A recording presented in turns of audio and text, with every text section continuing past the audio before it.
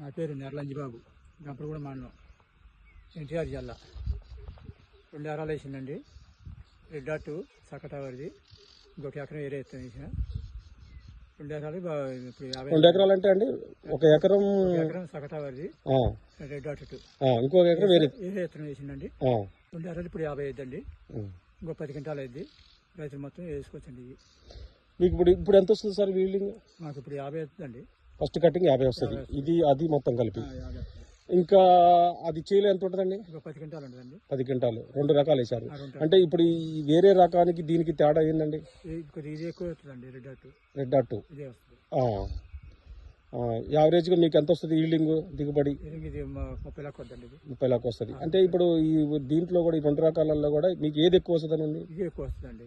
ఏది? రెడ్ డాట్కు కాయ బాగుంది, కన్ను చేరిపోతుంది బాగుంది, కలర్ బాగుంది. మీకు ఎట్లా అనిపించిందండి ఇప్పుడు దానికి దీనికి కాయ వ్యత్యాసం ఎట్లా అనిపించిందండి? కాయ బాగుంది, కాయ రంగు బాగుందండి. ఇప్పుడు రెండిట్లో మీకు అర్థమైపోయిందా విత్తనం ఏది బాగుంది అనేది? ఇదే బాగుందండి. ఓకేనండి.